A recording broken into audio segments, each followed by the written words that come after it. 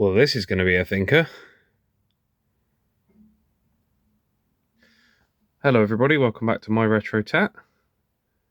Today we've got Squidward's forehead. Seriously though, can anybody know what this is? I mean, come to think of it, you're probably going to have already found out from the title. I might keep this one a mystery. How about now? No, it's not one of those floating vacuum cleaners, although I am on the hunt for one, and I think I might have found one for a reasonable amount of money, but I have no money at the moment, so we'll see how we go with that. Next clue. There's an S, by the way. Is there ever going to be a point where I'm good at these videos? I'm not convinced there are. Okay, here's the big reveal. And I can feel the view count nosedive at this point. Here goes the engagement. That's right, it's another hairdryer.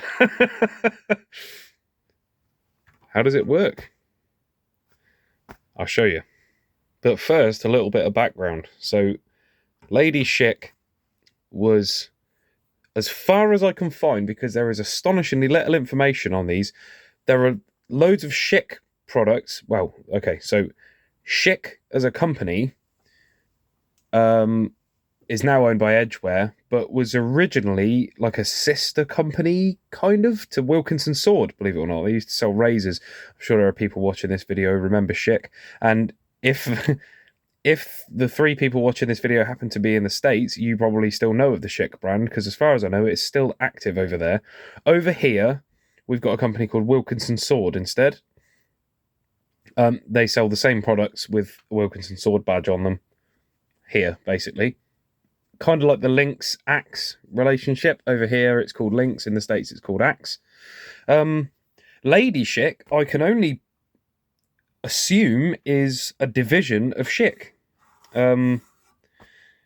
But long story cut short, this one is from Canada. And I know that because I found this at a car boot sale for a £5 in the box with the original shipping label and receipt attached to the box. And the sale date on this was 1963. So obviously that puts us firmly in the 60s. I was going to say they made these until the 70s in an amazing array of colours. They did some, actually, that's convenient. They did some in this kind of burnt yellow colour, and they are gorgeous. Some pictures I've seen, they've got a little bit of a sort of a chrome trim around here. When I got this was the adhesive had broken away, so I had to re-glue this, but you can now pick it up by the carry handle without having to panic that you're going to drop the guts out of it. The 50s version was a lot more angular, unusually, but this has definitely got that kind of look to it. It's very mid-century modern, very simple. And that's, I mean, that would be a dead giveaway for me that it's from the 60s rather than the 50s. It's not as OTT as a lot of 50s stuff. Even if 50s stuff is able to be really functional and elemental in its design, it's still quite extravagant to look at sometimes. There's a lot more chrome and grills, places, and things like that. And when we get into this, you'll see a little bit more of that. But long story cut short, this is from the 60s or 70s. Well, this one's definitely from the 60s. It's from 1963. That's when the owner bought it originally. And yeah, it was just at a car boot sale in Portsmouth in the rain, and I had to bring it home because it was just too beautiful not to. And you'll see why. Now I'll show you how it works. Actually, I may as well show you the setup process. I'm not going to make you feel ill by trying to do everything one-handed. I'll just show you how you'd go through each step. So obviously, you release these catches. Even these feel very stout. They're spring-loaded. None of that cheap, rattly rubbish that's going to vibrate while the motor runs. Just like that. This guy comes off. Every single time I open this thing, it makes me smile. Right, let me just carefully pop the hood down and try not to show you too much of the rubbish in my garage, because I really desperately need to sort that out. So, it's a salon-style hairdryer. So you know those... well, you've seen Grease. I'm sure you've seen Grease. If you're into this sort of stuff, you've probably seen Grease. Beauty school dropout, when they're all sat there with their heads in those machines. Same deal, but at home. And I can only assume from the carry handle it was designed to be as portable as possible. It's got a small amount of damage. There's a split down here that someone's tried to repair and it's not gone well. I can only assume that they've used... Come on, phone. I can only assume that they've used a hide glue of some description that's not been too keen on the heat. And yeah, in fairness, it is just a self-tapered hinge through 60-year-old plastic. So, but either way, it folds over like that. I love this thing so much. And then it stands up like the speakers from Teletubbies. And then this, you pop that badge up. Pop the badge up. And that engages in there.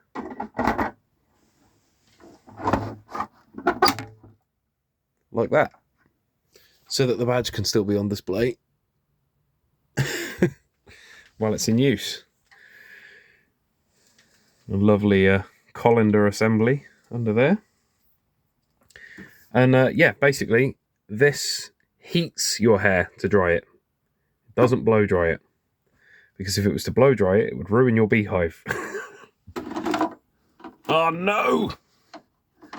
Oh, foiled again. I have to get an adapter. I'll be back in a moment. Actually, let's go through the rest of it while we're here. So, gorgeous metal label. No cheaping out on there. And 4 temperature settings. And that's going to be very, very interesting to watch in a second. Oh, the acoustics are all over the place in here. Can you hear that? It's very, very megaphony.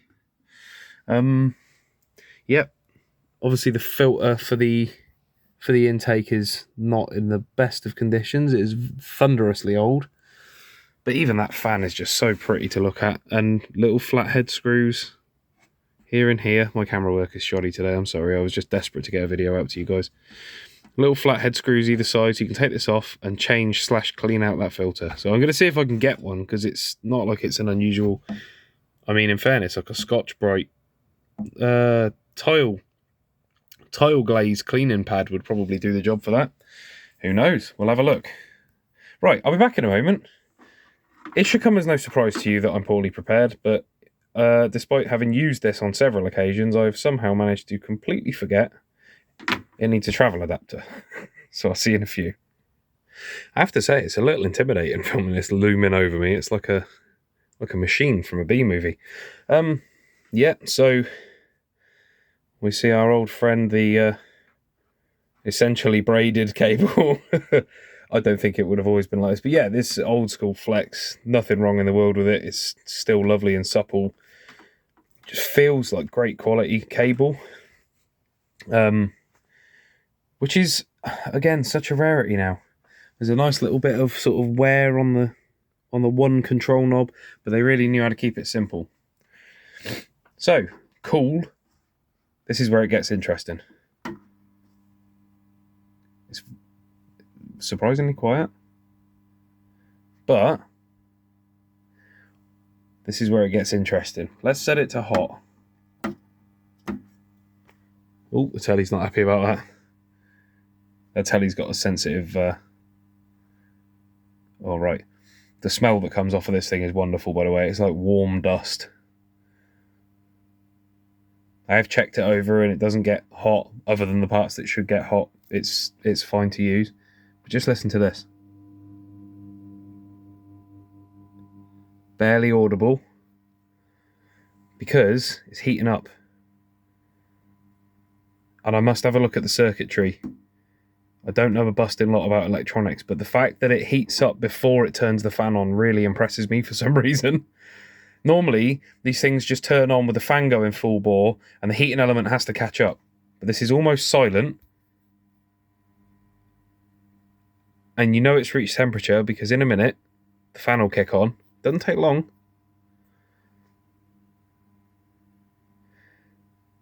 And it will be almost uncomfortably hot. And that will be for your fast setting of your hairstyle for the evening, going out on the town.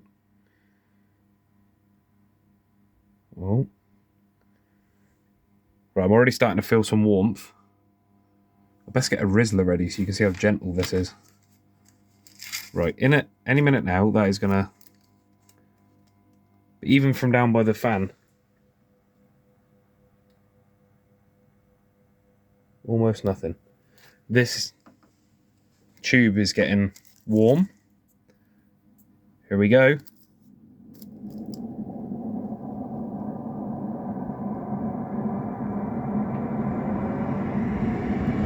And there's the fan.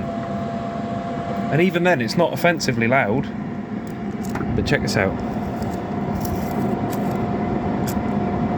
It's not throwing that Rizzler around at all. Probably not the most scientific way, but yeah, there you go. Very gentle. Obviously, the further up into it you get, the more it... But it's so omnidirectional because it's all around your head.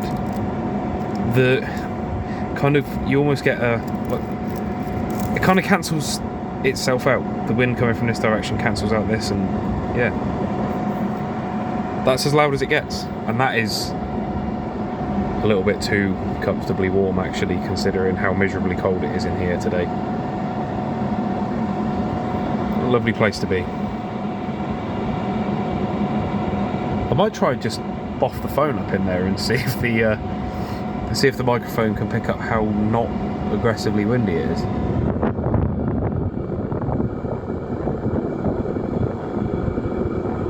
I mean, it's really not that bad, is it? Yeah, a few little manufacturing defects. Just a moulding issue there. Oh, maybe these were punched, I don't know. I would imagine they were probably, yeah, looking at this one over here, I would say these were moulded while the plastic was hot. Yeah, almost like a little space observatory in there, isn't it? Okay, so you've got 3 different temperature settings. And let's just do the test. Oh, that's already cold. There you go. Yep. That's cold. Nice little clever bit of design here. This piece here doesn't have as many holes in it because it needs to diffuse the air around the bowl. Yep. And then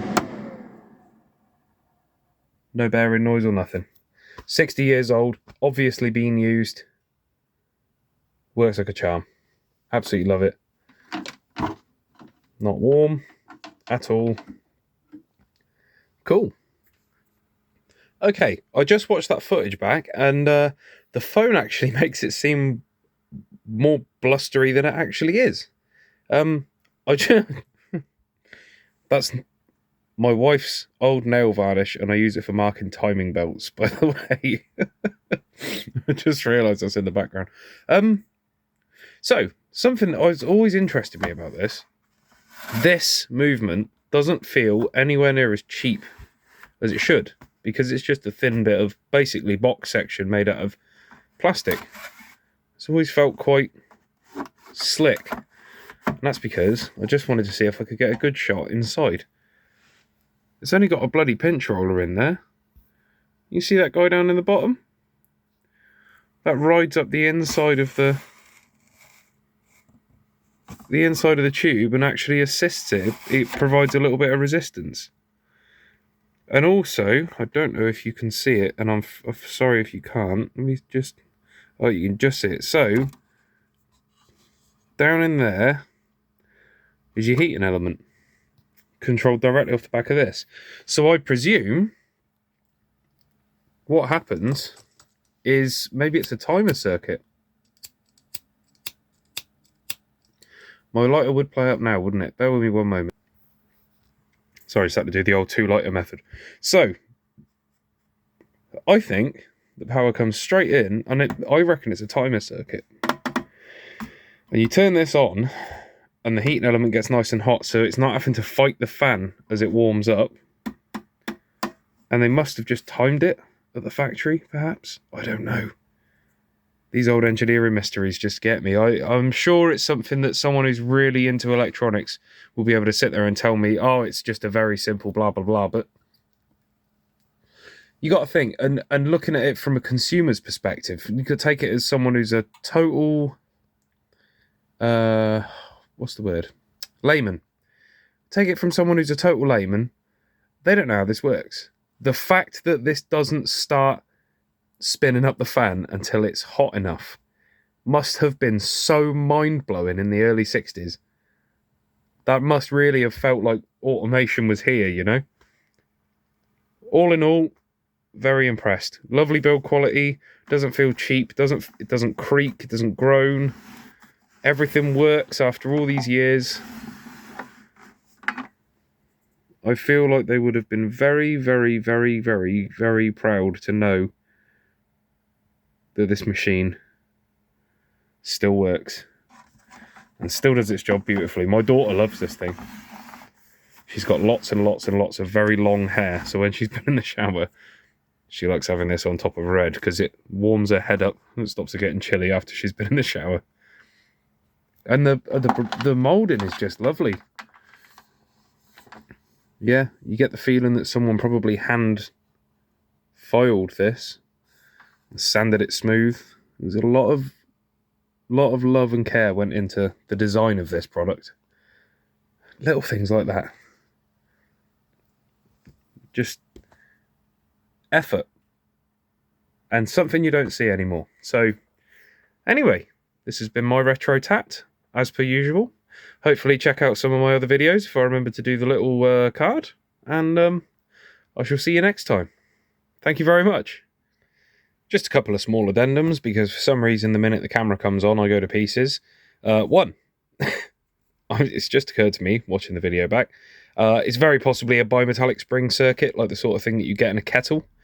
Perhaps the heating element also warms a bimetallic spring and it touches a contact open. There we go again. Touches a contact closed and kicks the fan on, perhaps. Maybe that's how it was operated. I haven't got the heart to pull it to pieces, to be honest with you. I've given it a preliminary run up and I've checked the casing for anywhere other than where that heating element is, and it's all stone cold with the exception of that heating element, and I don't want to mess with it. These things are repairable, but I don't want to open it if I don't have to. It's doing fine. The other clarification is when I said about hand filing and hand sanding, I didn't mean the actual item. I meant the dye that they use for moulding the plastic. What's a good example?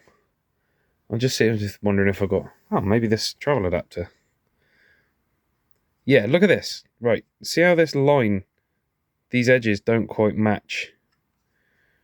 And everything's very sharp. That was probably done on a CNC machine, I would imagine, just to cheapen the production up, obviously.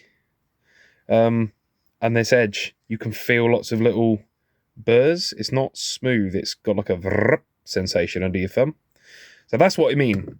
I feel like this was all very carefully shaped. And if my phone would focus, you could probably see. The only place, interestingly, is... Please focus.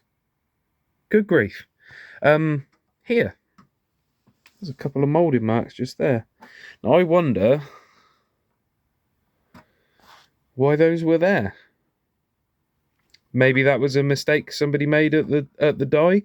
I don't know, maybe it was intentional. Some sort of indexing, I don't know. Maybe this was done after the fact in the die. Maybe they designed the rest of the die and then installed this, because this and the colander are two piece. So perhaps, I don't know, maybe they cut this out, fitted this into the die, this is, and then put that back in. And maybe they had to chamfer the edges to... You got to think in negatives when you're working out mouldings. So maybe they chamfered the edges to get a nicer fit, and then when the plastic was... When it was moulded, that then sort of squirted out a little bit. I don't know. I mean, considering the rest of it, I'm going to give them a pass. And the other thing, being very, very gentle with it, I thought you might be interested in before we go, as an addendum, is that lovely label.